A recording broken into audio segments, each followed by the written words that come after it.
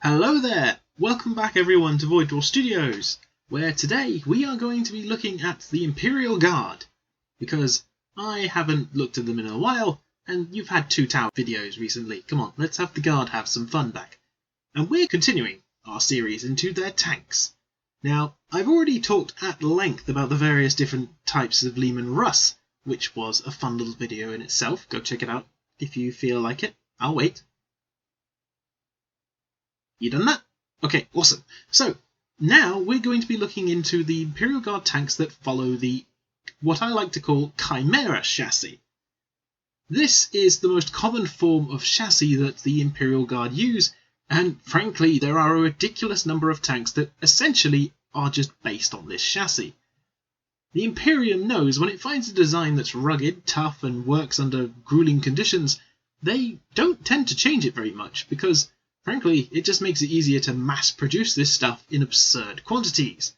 Considering that the Imperial Guard is made up of potentially billions upon billions of men and women, all fighting the good fight for the sake of the Imperium, you need a tank that can get off the production line really damn fast.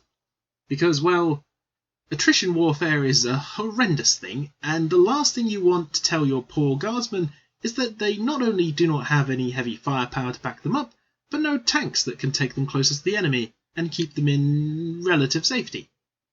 Relative safety being the operative word. This is the 41st millennium after all.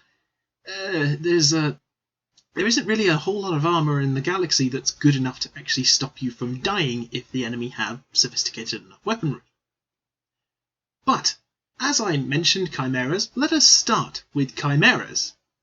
Chimeras are the most common troop transport for the Imperial Guard.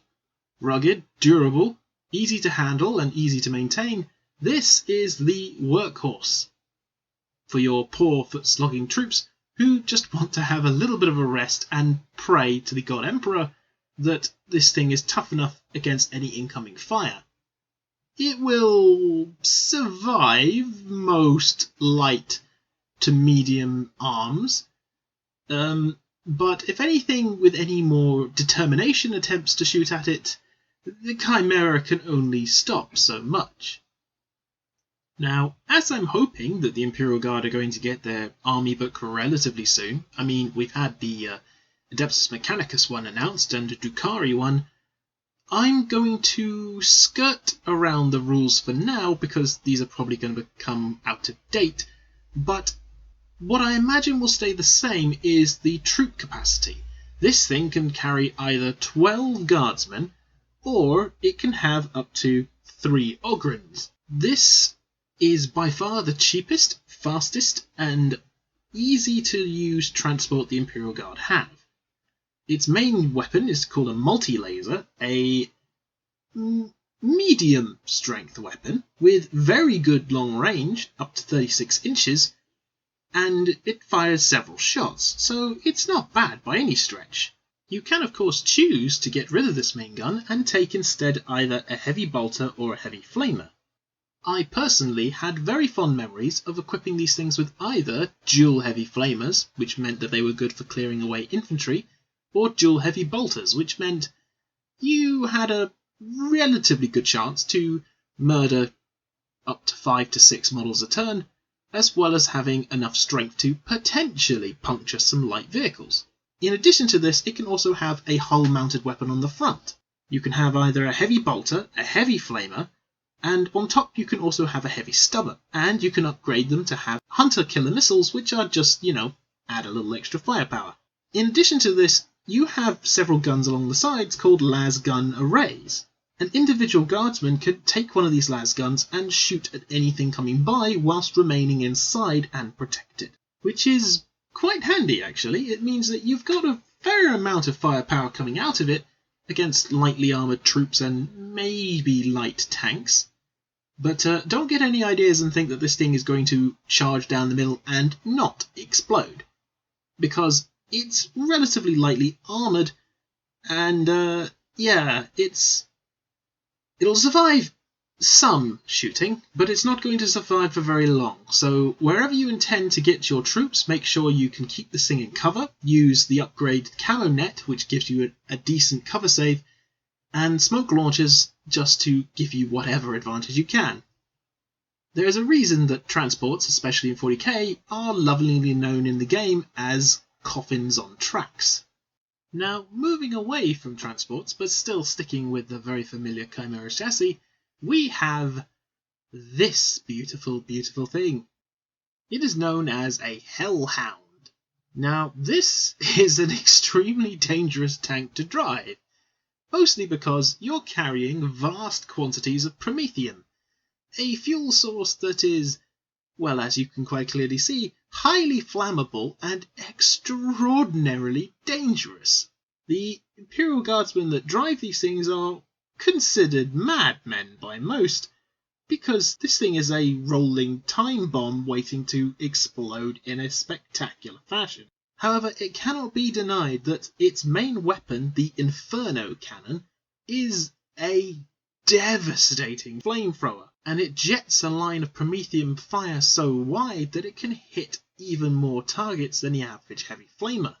Oh, and of course, you can strap a heavy flamer to the front of this as well. This thing is an amazing tank for removing enemies from fortifications because, fire goes around corners quite happily, and the jets of promethium that come out of this are so hot that it's basically going to melt the skin and bone within seconds. You'll just have enough time to go, "What?" and then you're a small crispy ash thing on the floor. These tend to operate in packs of 3, so that they can cover each other in case something is trying to come around behind them. And Imperial Guardsmen love walking behind these things at a relatively safe distance because they're not stupid. They know that these things are highly explosive. And, well, it's nice to make sure that all the traps are cleared out of the way. The other variant that I'm also equally fond of is known as the Devil Dog. This is your tank hunting Chimera. Now, it is a tank hunter, but it has Chimera level armor, which means light armor. So the reason you use this thing is because it's quick. It's quicker than a Leman Russ by considerable margin, and it's fairly nippy for an Imperial Guard vehicle. The melter cannon, that is its primary weapon, is, well, a melter weapon. 24-inch range and more than strong enough to punch through most armor. And at shorter distances, if you can get close enough, that's going. There are heavy vehicles that would be in serious trouble if a pack of devil dogs came after it. This is not to be sniffed at by any stretch of the imagination. And finally, you have the Bane Wolf, with possibly one of the most horrible weapons that the Chimera series can have. The Chem Cannon. It fires essentially a noxious corrosive gas that will melt your flesh from your bones. Unlike the fire, which will burn everything to a crisp, this thing will fire the gas into whatever building you're attempting to hide in, and you'll just melt into a puddle of goo on the floor. And then the Imperial Guard with the correct protective equipment can then just wander in and mop up whatever somehow survives or is screaming on the floor. It's virtually useless against vehicles, but against troops, it's a terrifying chemical weapon. And like I said, these vehicles can be fielded in packs of 3, and all of them can upgrade their front-mounted weapon to have, say, a heavy flamer or a heavy bolter. And you can have strapped to the top heavy stubbers, hunter-killer missiles, and you still benefit from having the light chassis allowing this tank to move around the battlefield relatively quickly. It's cheap, it's relatively quick to produce. That is why the Chimera chassis is so versatile. Just change the gun on top and carry on. Speaking of changing the gun on top, let's start looking at something much heavier. We're going to look at some artillery, starting with the classic, the Basilisk.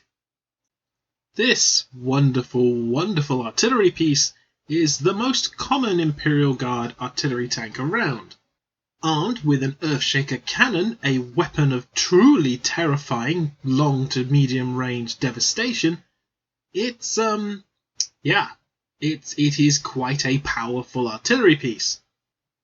more than capable of destroying, well, pretty much everything, especially as you can, again, tend to have them in squadrons of 3. Even Titan-level opponents are going to have an unpleasant time when targeted by the Earthshaker cannon. And thanks to its ability to elevate its gun both up and down to a great angle, it's capable of hitting at things at a relatively close range. More often than not, there is an Imperial Guardsman officer who will be far out in front who will help spot for the artillery, but it can be used in a medium range capacity where it directly supports the infantry and other tank platoons.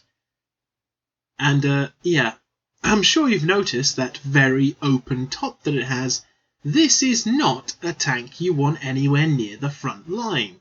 It's got the same toughness of a Chimera, but yeah, it's not going to last very long at all. Your crew are highly exposed, and the only additional weapon you can take is either a heavy bolter or flamer. And that's not going to stop much, especially if the enemy start getting into close combat range. Then you're thoroughly screwed. So keep this thing as far back as possible and pound away. And watch as units that would have caused serious trouble start disappearing in massive, massive explosions. There's a reason it's called the Earthshaker cannon, and the craters it leaves are spectacular. Now, the incredible power of the Earthshaker cannon is fantastic on tanks, fortifications, and big blocks of infantry, but sometimes you just need something a little bit more over the top, especially when you want to remove vast hordes of infantry, like Tyranids or Orcs, and sometimes the Earthshaker cannon just doesn't fire quickly enough. In these circumstances, you want the Basilisk's big brother, the Wyvern Suppression Tank. Armed with a pair of twin-link Stormshard mortars, this thing has shells that fire into the air and then shred themselves into shrapnel that, well, just unleashes a torrent of death onto large hordes of enemy units. This tank excels in close urban warfare, raining curtains of shrapnel down on enemy units who are unfortunate enough to be in any kind of exposed position. This is a tank that you can take slightly closer to the enemy front lines, mostly because you have to, with the gun. Whilst a Basilisk has a range of up to 140 inches, this thing only has a range of 48, which is very respectable in the terms of the tabletop game, but it needs to be a bit closer than its Basilisk brother. And yeah, when this thing starts bombarding a specific location, especially at close range and with officers giving the tank commanders nearby instruction on where best to fire, even Eldar jet bikes are going to find themselves cut to ribbons. The machine spirit of this very interesting tank is renowned for having a bit of a malicious streak, actively seeking tightly packed or vulnerable groups of foes that it can shred to pieces. Now, all machine spirits have their own personality, so I'm not entirely sure this is an unfounded superstition, as the Wyvern Quad Stormshard mortar, whilst not nearly as powerful as the Earthshaker cannon, it hits with so much shrapnel that, yeah, even Space Marines are going to maybe need to start worrying when they start trying to move through areas that this thing is bombarding. But it is definitely a tank that you will use on infantry units. It is virtually worthless against other vehicles, and much like its Basilisk cousin, it can only have a heavy bolter or heavy flamer mounted on the front for additional armaments. Well, beyond the whole heavy stubber or storm bolter or hunter-killer missiles. Keep it away from the front line, but make sure you target infantry with it, because otherwise it's not going to be that helpful. Now let's check out a little bit of anti-air firepower. The Hydra, a self-propelled anti-aircraft vehicle that again follows the Chimera chassis. See a theme in this episode, as I mentioned.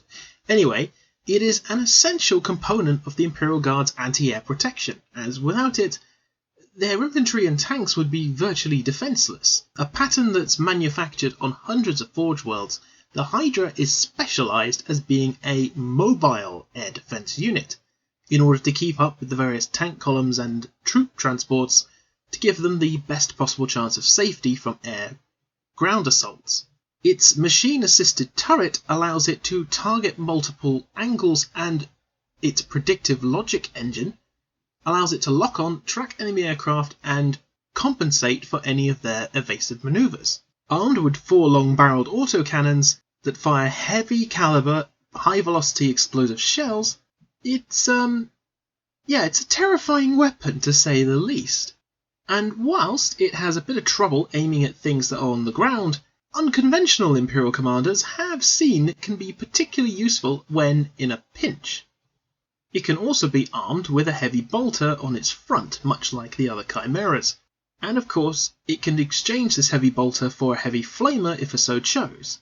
Along with camo netting, extra armor, hunter-killer missiles, heavy stubbers or storm bolters, it's definitely a vehicle you want to consider if you know you're coming up against some air assault, as it is one of the most reliable vehicles when it comes to tagging things in the sky.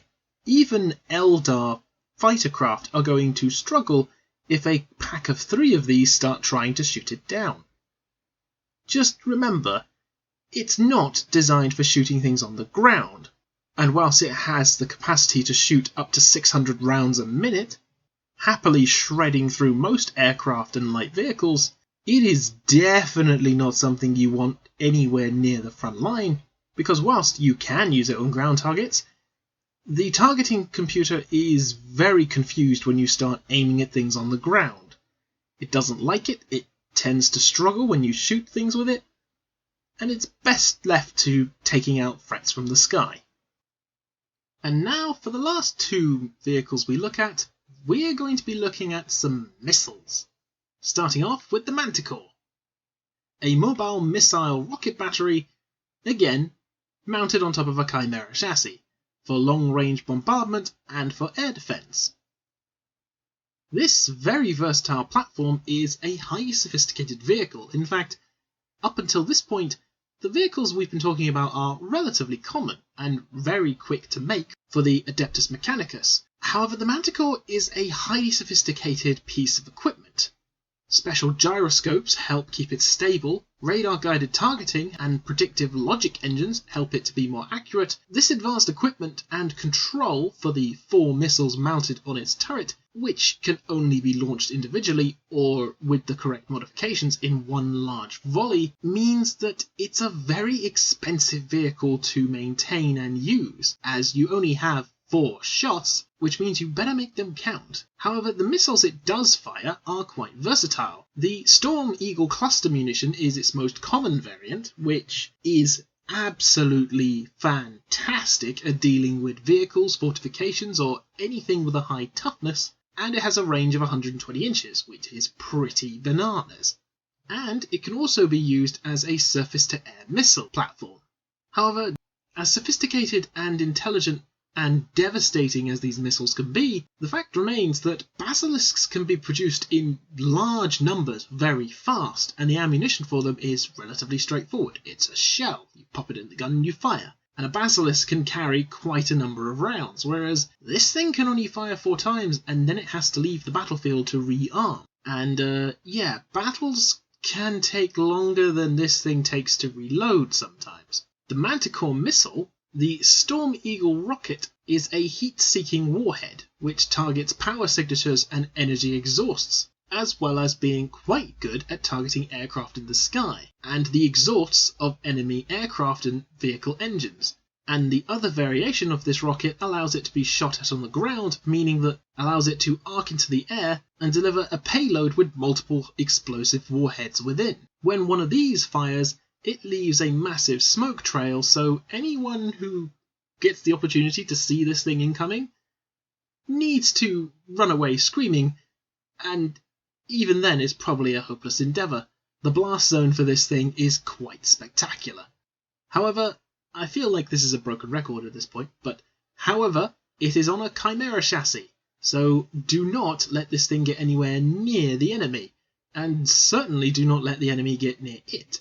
It will not last long, and these missiles are, well, it's 4 shots, and then the tank is effectively useless. The final tank we will be looking on that is based on the Chimera chassis is by far the most complex, dangerous, and one-hit wonder is a pretty apt description for it. Because this is the Death Strike missile launcher. intercontinental ballistic missile which is capable of mass destruction. Now, this is the 41st millennium, so when I say mass destruction, this incredible missile fires, well, it can actually be outfitted with different payloads. These include biological chemical warfare, a good old-fashioned tactical nuke, or my personal favourite, a variant known as the Titan Killer God Spear. However, the most common is the plasma warhead, which vaporizes anything in the large blast area and leaves a potent thermonuclear reaction which decimates the surrounding landscape for miles around. The rarest warhead that this thing can be armed with is known as a vortex warhead. This insane weapon, created during the dark age of technology, tears a hole in the warp, and it comes screaming out the other end with warp fire surrounding the missile and lands and explodes. Thousands of kilometers of landscape and anything on it are completely and utterly devastated. There are no other Imperial artillery pieces that can come close to matching the sheer destructive force that this Death Strike missile can enact on its foe. It's a weapon so powerful that it's designated as Ordnance Extremis by the Department Ministorum. And when the guys who make this stuff say that this type of attack on the enemy is a bit extreme, it should tell you something about how insane this thing is. However, it is a very complicated and very vulnerable artillery piece. Like I said, it's a single rocket. Once it's launched, this thing has got to go back and see if it can get another one. And good luck with that, because these missiles are rarer than hen's teeth. In fact, this type of Death Strike missile launcher was in decline because it requires such enormous investment in time and resources to create each individual missile. And the Mechanicum are extremely dutiful in making sure that every piece of the machine is blessed, sanctified, and all of the catechisms of manufacture are intoned, otherwise risk the wrath of the machine spirit. And even the firing process of this thing is very much a religious ritual, which takes forever to sort out. If you manage to get this thing into the correct position and eventually manage to get this thing to fire, then oh my god. Just so you get an idea, this is the current stat line for the Death Strike missile. 200 inches, heavy 3d6, strength -AP damage -. This weapon can only be fired once per game. This weapon can target units that are not visible to the bearer, and each time you hit the target with this weapon, it suffers a mortal wound. If you hit, there is no rolling for wounding.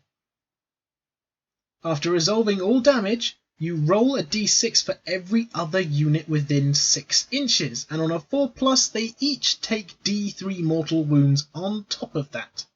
In order to shoot the blooming thing, you have to roll over an 8 on a d6 plus the turn order. So it's impossible to fire this thing turn 1, because basic math says that 6 plus 1 is 7. So the only time you're going to get to shoot this thing is turn 2. And if your enemy has any common sense, they're going to make sure that this thing is destroyed before it gets a chance to leave its launch platform. And do I need to mention that this thing is incredibly vulnerable to counterattack or to stealthy infiltration? Yeah, whatever you do, if you do tend to use this thing, it is a one-hit wonder. Whatever it hits is going to be destroyed, almost definitely. But it's a single shot that runs the risk of not firing for the entire game. It's a gamble, but depending on how lucky you are, it might just pay off. I hope you've enjoyed this Void Dwarf Studio episode. Please feel free to like and comment down below. It really helps me out. Check out the Patreon page and Discord channel. and thank you so very much for listening. I hope to hear from you all soon. Until then, take care everyone.